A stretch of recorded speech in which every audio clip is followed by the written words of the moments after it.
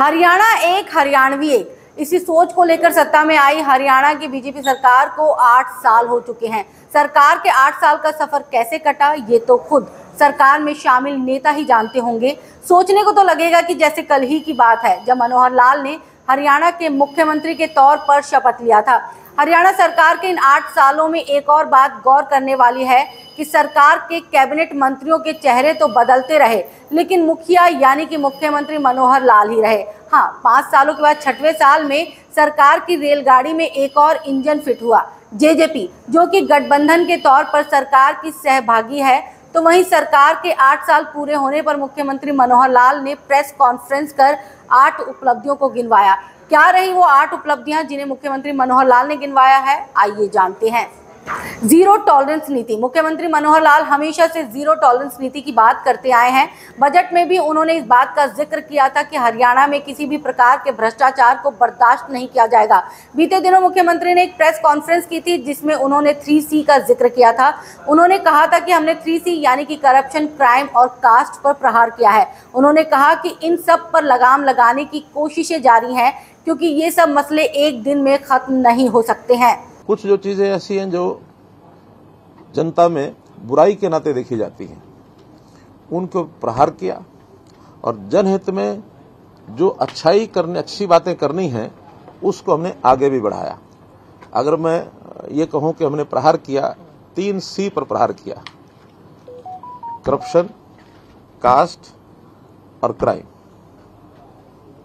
3 चीजों पर हमने प्रहार किया है और लगातार चल रहा है, क्योंकि विषय ऐसे हैं कि जो एक दिन में समाप्त नहीं हो सकते। चाहे वो क्राइम हो, चाहे वो करप्शन हो, चाहे वो कास्ट ओरिएंटेड सारा जो सिस्टम बना होता है वो हो। और इसी प्रकार से हमने 5S को प्रमोट किया हमेशा।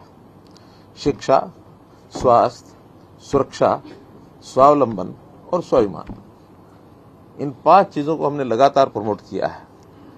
बाकी तो इनके नीचे आने वाले अनन्य कार्यक्रम, अनन्य विभाग, उनकी अपनी योजनाएं, वो सब चलते हैं, लेकिन मोटे रूप से हमने लगातार अपनी इस विचारधारा के आधार पर अपनी सारी रणनीति बनाई है और उसके बहुत से ऐसे पहलू हैं जो समय समय पर बताते भी रहे हैं।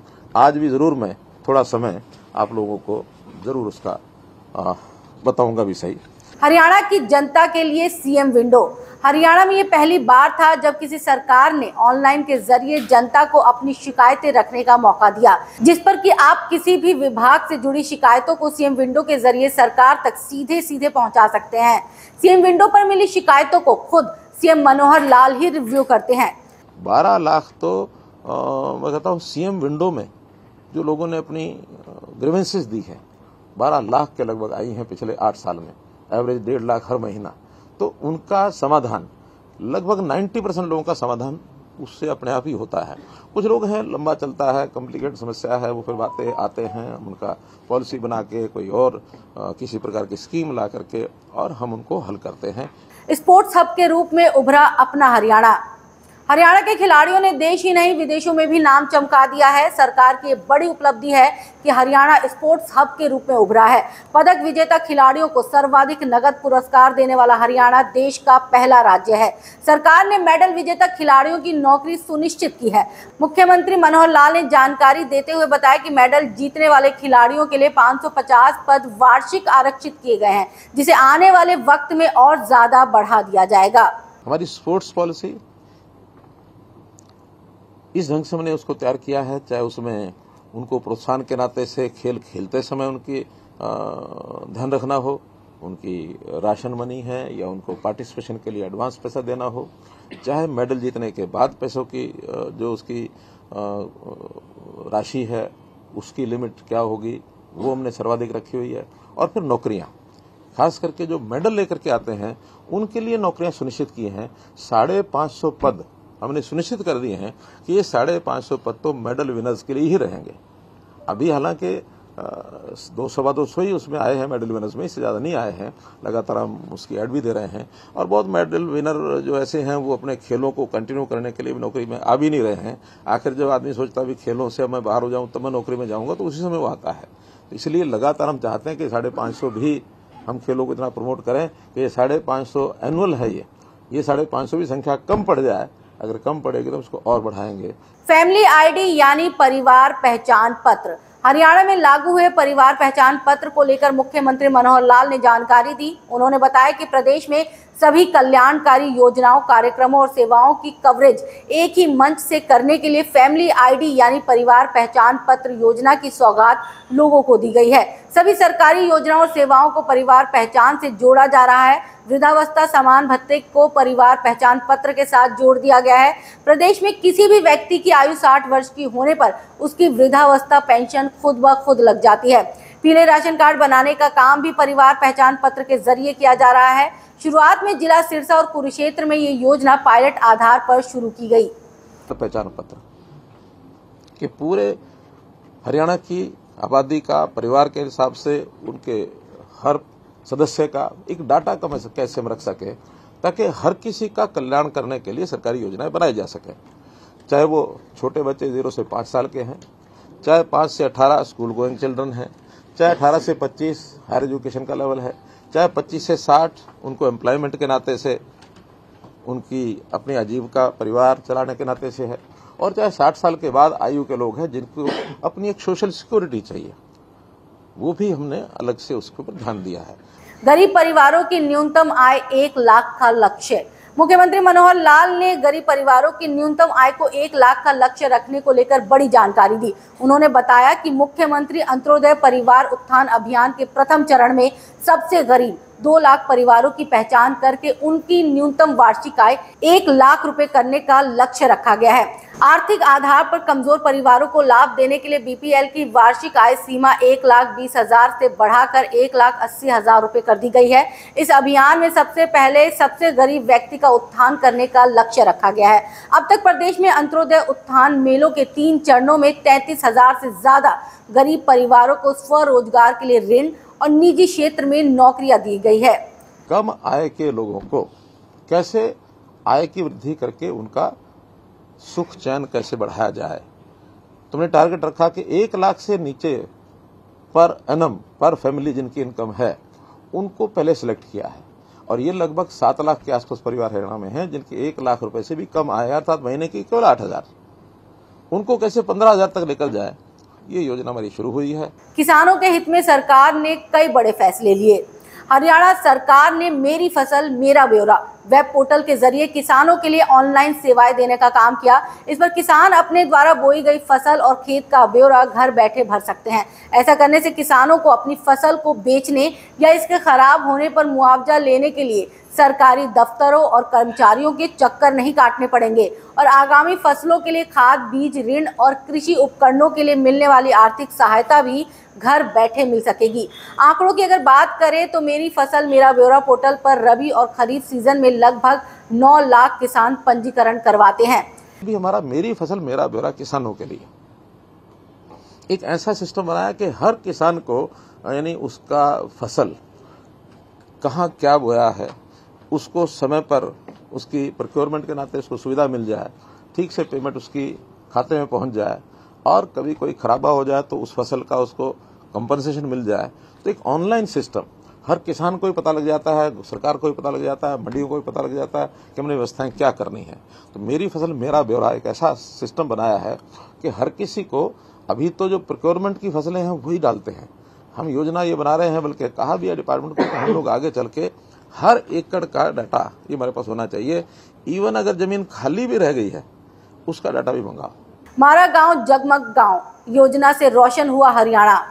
हरियाणा के गांवों में 24 घंटे बिजली मुहैया करवाई जा रही है। इस बात की जानकारी मुख्यमंत्री मनोहर लाल ने दी। उन्होंने बताया कि हमारा गांव जगमग गांव योजना इस समय प्रदेश के 5,681 यानी कि 80% गाँव को 24 घंटे बिजली दी जा रही है, जबकि अक्टूबर 2024 में केवल 538 गांवों में ही 24 घंटे बिजली की सप्लाई की जा रही थी। अक्टूबर 2014 में ग्रामीण क्षेत्र से बिजली बिलों की रिकवरी 50% से भी कम थी, जो कि अब बढ़कर 90% से ज्यादा हो गई है। हमने हर गांव को 24 घंटे बिजली मिले, इसके लिए बहुत प्रयत्न किए। प्रेम, प्यार, यानी जिसको कहना चाहिए carrot and stick, both we applied. सख्ती भी की, जिन्होंने नहीं टाइम से बिल पे किए हैं और मीटर बाहर नहीं निकलवाए हैं तो बीच में कनेक्शन काटने पड़े, वो भी काटे। बाद में फिर अपने आप समझौता आके ठीक है जी हम कराएं कर दो। हाँ, सरकार ने अपना इंफ्रास्ट्रक्चर भी बढ़ाया, बिजली की जो क्वालिटी है वो भी हमने अच्छी की। आज 5,681 गांव आउट ऑफ 6,225 इनमें 24 घंटे बिजली जाती है। इसलिए इंफ्रास्ट्रक्चर मजबूत कर रहे हैं और हमारी प्लान है कि इस साल के अंत तक, मार्च 23 तक, हम जो है सभी 6,200 गांव में 24 घंटे बिजली दे देंगे, ऐसा हमारा टारगेट है। पढ़ी लिखी पंचायतों का आगाज। हरियाणा सरकार की सबसे बड़ी उपलब्धियों में सबसे बड़ी उपलब्धि ये है कि प्रदेश में पढ़ी लिखी पंचायतों का आगाज हुआ है। पंचायती राज अधिनियम में संशोधन करके साल 2015 में पंचायतों के प्रतिनिधियों के लिए शैक्षणिक योग्यताएं निर्धारित की गई। इससे पंचायतों को साफ सुथरी छवि के पढ़े लिखे और पंच परमेश्वर की अवधारणा को सही मायने में चरितार्थ करने वाले जनप्रतिनिधि मिले हैं। इस निर्णय की माने सर्वोच्च न्यायालय ने भी सराहना की है। गांव में एक काम जो और हम कर गए, सारे देश में कहीं नहीं हुआ और उसके लिए लड़ाई बहुत लड़ी, वो है पढ़ी लिखी पंचायतें। पंचायतों में अमूमन पंच सरपंच, मुझे तो पढ़ना नहीं आया जी कागज, मैं तो अंगूठा टेक आदमी हूं, जो उसने कहा मैंने अंगूठा लगा दिया। और इसमें से करप्शन बहुत था, लोग छूट जाते थे, केसेस कोई भी होते थे उनके अगेंस्ट, उसमें किसी प्रकार का कोई निर्णय नहीं होता था। हमने उसमें 10वीं पास, 8वीं पास, 5वीं पास, ऐसा उनके यानी जेंडर और उसको लेकर के, कास्ट को लेकर के कुछ थोड़ी छूट भी दी है। और ये लड़ाई सुप्रीम कोर्ट तक गई। सुप्रीम कोर्ट में पहला ऐसा उदाहरण है कि चुनाव शुरू होने के बाद हाई कोर्ट ने बीच में रोक दिया। तो हम सुप्रीम कोर्ट में है कि रोकना नहीं चाहिए था, चुनाव होना चाहिए था, फिर भी अब रोका है तो ये लड़ाई लड़के आप इसका निर्णय करो। 45 दिन लगातार बेंच ने सुनवाई की और आखिर में कमेंट किया कि not only Haryana but in other states also this should be followed. तो ये एक हमारा एक और उपलब्धि जिसको मैं कह सकता हूं, out of those 8 which I am going to mention. Online transfer नीति हुई लागू। प्रदेश में ऑनलाइन टीचर ट्रांसफर की नीति को लागू किया गया है, जिसका मकसद सीधे सीधे अध्यापकों को फायदा पहुंचाना है। वहीं अध्यापकों से शुरू की गई व्यवस्था अब अन्य विभागों में भी लागू की जा चुकी है। 43 विभागों के 80 से ज्यादा पदों वाले 214 काडर में ऑनलाइन ट्रांसफर की नीति लागू की जा चुकी है। क्या था कि ऑनलाइन ट्रांसफर पॉलिसी लाएंगे और ऑनलाइन ट्रांसफर पॉलिसी में आज एक बार उनसे ऑप्शन ली जाती है, यथासंभव उनकी सीनियरिटी के हिसाब से उनको स्थान दे दिया जाता है। मोर देन 90% लोग जो हैं, टीचर्स के, अब तो अन्य विभाग भी, हमने जिन विभागों में पहले तो 300 से ऊपर संख्या थी उनको ऑनलाइन किया था एक काडर के नाते, अब हमने 80 की संख्या तय कर दी है कि अगर किसी एक काडर में 80 से ज्यादा संख्या है पूरे प्रदेश में, उनको ऑनलाइन करेंगे। हाँ, उससे नीचे एडमिनिस्ट्रेटिवली करना पड़ता है कि ऑनलाइन का सिस्टम बनता नहीं है, तो बहुत कम संख्या हो तो वो फिर मैनुअली उसको एडमिनिस्ट्रेटिव तरीके से किया जाता है। तो एक ऑनलाइन ट्रांसफर पॉलिसी, ये भी हमारा जो है एक बहुत यूनिक सिस्टम है, जिसका दूसरे प्रदेश अध्ययन करके गए हैं और कई प्रदेशों ने इसको लागू कर भी दिया। गांव को लाल डोरा के डर से मुक्त किया। इन सभी योजनाओं के अलावा हरियाणा की मनोहर सरकार ने गांव को लाल डोरा के डर से मुक्त करने का काम किया है। इस बारे में मुख्यमंत्री मनोहर लाल ने जानकारी देते हुए बताया कि गांवों में मालिकाना हक से संबंधित विवादों पर अंकुश लगाने के लिए इस योजना पर काम किया गया। गांव को लाल डोरा मुक्त करने की योजना 26 जनवरी 2020 को शुरू की गई थी, जिसे बाद में प्रधानमंत्री स्वामित्व योजना के नाम से पूरे देश में लागू किया गया। इस योजना के तहत प्रदेश के सभी गांवों को लाल डोरा मुक्त किया जा चुका है। गांव में लाल डोरा के अंदर लोगों की जो जमीन थी और उसको उनका मालिक अधिकार नहीं था, मालिकाना हक देने के लिए लाल डोरा समाप्त किया, सर्वे कराया और उनको ड्रोन सर्वे के बाद उनको मालिक बनाया, उनको रजिस्ट्रियां करा दी हैं। अब कोई भी व्यक्ति अपने उस प्रॉपर्टी को अपना कहने में तो उसको आनंद आता ही है कि मेरा घर है, फिर उस पर वो लोन ले सकता है, बेचे तो रेवेन्यू में उसको रजिस्ट्री के नाते से भी उसकी रजिस्ट्री हो जाती है। अब उसको यानी उसको ये कोई नहीं कह सकता कि जमीन तो पंचायती है किसी और की है। तो इसलिए, और ये स्वामित्व स्कीम ऐसी बनी, इसको भी प्रधानमंत्री जी ने अब सारे देश में लागू किया है। हरियाणा में बढ़ा बेटियों का लिंगानुपात। हरियाणा के विकास में बेटियों का लिंगानुपात का बढ़ना भी अपने आप में सरकार की एक बड़ी उपलब्धि है। सरकार 2014 में लिंगानुपात जहां 871 था, तो वहीं अब ये बढ़कर 923 हो गया है। खासकर तब जब सरकार ने बेटियों को लेकर कई तरह की योजनाओं को लागू किया हुआ है।